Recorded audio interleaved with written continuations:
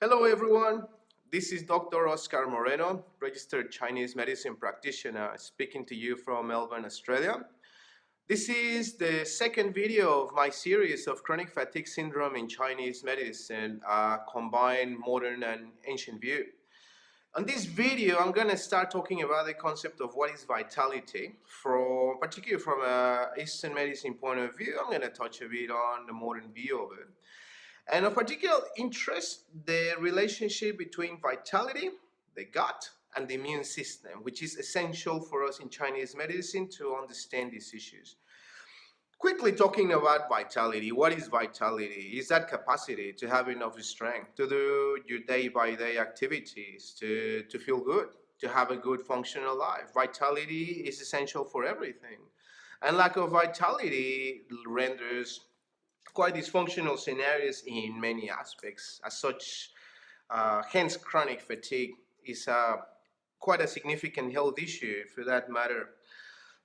If we talk on a more scientific matter about vitality, we're talking about here what we call cellular respiration, what we call phosphorylation, mitochondrial function, right? I'm not going to go into depth about these topics because there's a lot of information and you can access the references at the end of this video. But in essence, vitality could be seen as mitochondrial function, the ability to create adenosine triphosphate and then phosphorylate it to use the energy of phosphorylation to drive other activity. This is how we see vitality, energy in modern terms. I don't have the time to speak about that, so just please follow the references.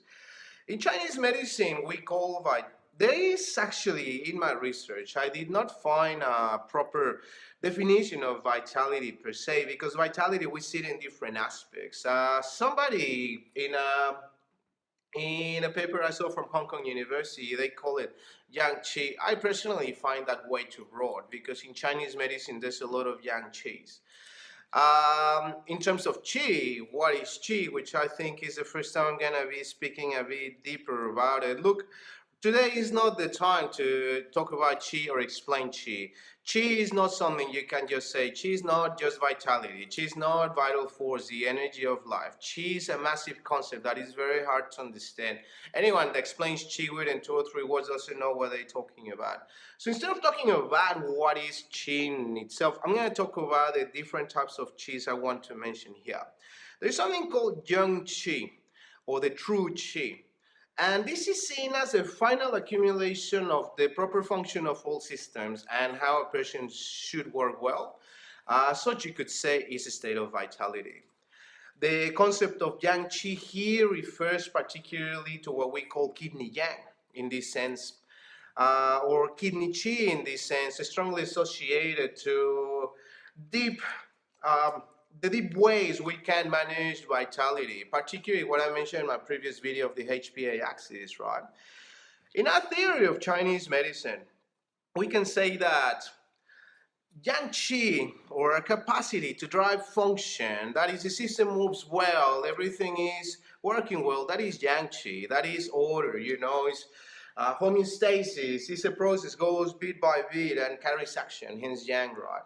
And eventually the proper function of yang qi renders yang qi. That is the correct vitality state of a person, the way they should feel. Remember that Chinese medicine is conceptual and it doesn't talk about things directly, but it kind of makes a poetic picture about it. This is, in a way, our concept of vitality. I'm not going to go into too much detail into explaining yang qi or yang qi because I could be going for hours. But I would like to explain, in this sense, talk a bit about what the ancient classics have taught us in terms of these concepts, and particularly the Huang Di Neijing, or the Yellow Emperor's Classic of Internal Medicine, which is one of our most important and oldest books. It says that vitality, once again, is yang qi, is order, is the way things should be, and they call it harmony, living in harmony with oneself, with the environment, eating well, resting well. You guys know all these things, right? They were saying since a long time, If we don't live well, we don't rest well, we don't eat well, if we use a lot of vitality, we don't look after our immune system, we will start to consume a lot of yang qi. And eventually, this excess consumption of yang qi, is what leads to its depletion. In chapter 3 of the Huangdi Neijing, they mention yang qi like the sun, like the internal sun of a person that drives function, just like the sun here drives photosynthesis in plants. It helps us drive vitamin D synthesis. It helps everything really grow. There wouldn't be life in this planet without the sun, right? They say our internal yang qi, in this conceptual view, it is that, force, it is that internal sun. But they say it needs to be looked in with harmony. It cannot be overconsumed, right? I guess this is another way of seeing vitality, of seeing how it works from our point of view. This is how we think in Chinese medicine. But of particular importance, what I wanted to talk about more here is the work of Li Dongyuan in the treatise of the spleen and stomach, which I found to be quite a significant book for me in my beginning of my practice dealing with complex chronic disorders. And since then it became one of the roots of my practice because it puts the vitality as the center of health, but particularly says that the center of vitality, what really renders this yang qi, what keeps the sun moving through, what gets our yang qi, is what we call stomach qi. Our ability to eat properly, to digest foods properly, to drive the gut properly. Stomach qi is a concept that involves mechanical digestion, that involves the immune system in and outside of the wall, of the gut wall, our capacity to absorb nutrients for this matter, our capacity to excrete properly. It's not just the stomach itself. When we mean the stomach in Chinese medicine, we mean the whole digestive system. So, in this sense, what Li Dongyuan is saying is that the whole body really depends on stomach qi. Anything that happens to stomach qi will render deficiency of vitality. So, to make it simple, what we have to crack our heads for a while, the story goes like, you need stomach qi, you eat something, that also means a healthy immune system, stomach qi for this matter. You're able to generate yourself properly with nutrition as well as a good sleep, right? And that renders proper metabolism. For us, what we call proper metabolism is what we call spleen qi, amongst other concepts, because we mix concepts together, but this is the most important part of this core. What we call spleen qi is our ability to really make the best of our foods, the best of our nutrients, and the body to keep itself in a good metabolic rate. But in terms of metabolism, but in terms of anabolism and catabolism, absorption, excretion, the whole thing here is what we call the transformation purpose of the spleen, right? So with this in mind, the idea is spleen qi, you get stomach qi, which will render and facilitate the function of spleen qi, which is going to render the basis of yang qi, which is what we call the original qi or yuan qi, which I'm not going to talk about at the moment because it's going to end up being too confusing. And that's how, through this support, yang qi is able to generate this proper yang qi continuously, right? So this is the basis of how things work, and Li Dongyuan in his work exposes the concept of what he calls clear yang qi versus fire. What we call fire here refers to inflammatory reactions. We call them heat, we call them fire, they all sort of different presentations. But the main point here is that fire damages yang qi, and this is how he wrote it, right? So he's saying that inflammatory scenarios eventually will consume a person's yang qi, they will consume vitality. This is where this immunodeficiency states will come into the system. This is where poor digestive function will take place. Anyone that works with chronic fatigue will see the gut is usually affected, and you see a lot of gut problems involved, a part of other issues, right?